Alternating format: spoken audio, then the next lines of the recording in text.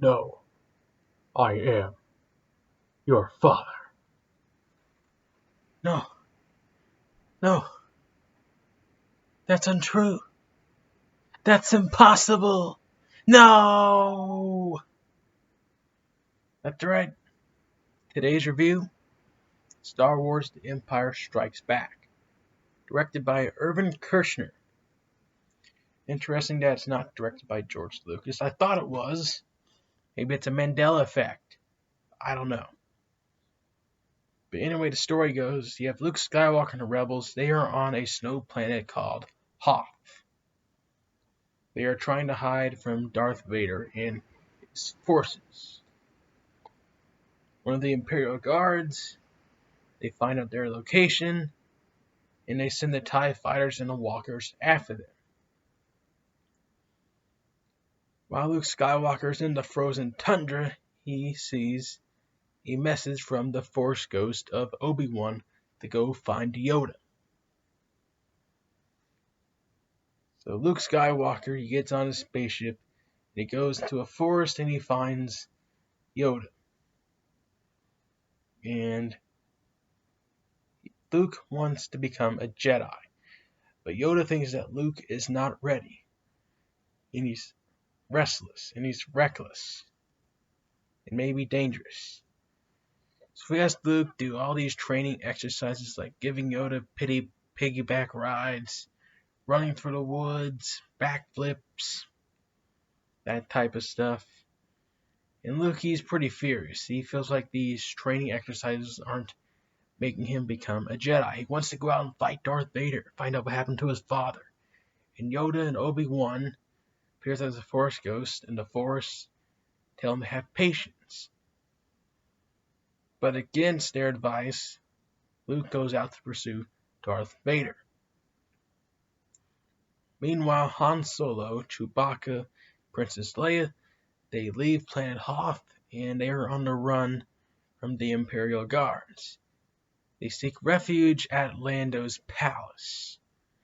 They meet Lando Calrissian, portrayed by Billy Dee Williams. They are unaware that Darth Vader and his forces are already there. I guess they figured that Han would come for Lando, or something like that. So Lando, he takes Han into a dining room. There they see Vader. And that's where Lando becomes a turncoat. Han Solo has a confused look on his face, doesn't know what's going on. Vader takes him captive. They take him down to the basement, and they interrogate him on where Luke Skywalker is at. But Han Solo refuses to give Vader information, so he freezes him in carbonite. Luke arrives at Lando's palace, and he goes one-on-one with Vader. Vader gets the best of him by chopping off his arm, and he reveals to Luke that he is his father. And Luke is confused. He thinks that's impossible. Obi-Wan told him that Vader killed his father. So Luke doesn't believe it. He manages to escape Lando's palace. He gets a robotic arm, and he faces dilemma. Is Vader his father? That's basically how the movie ends.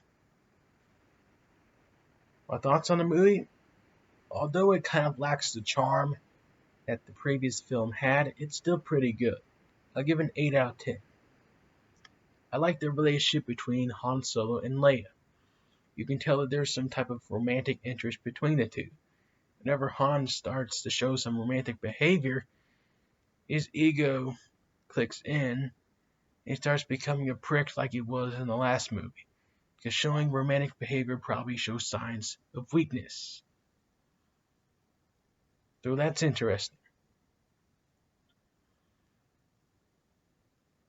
Introducing Lando, thought that was good. Introducing Yoda was pretty cool. I like Yoda. And what I like about the most is that we get the mysteries being unraveled. Then we get to learn, who is Luke's father? What happened to his father? What happened to Vader? What happened to Anakin? We get to see the Emperor, Darth Sidious. Who is he? Why is he there? the last part of the movie really saves the film. So I like all that stuff. So Star Wars The Empire Strikes Back, I'll give it an 8 out of 10. This sets up the next film, Return of the Jedi.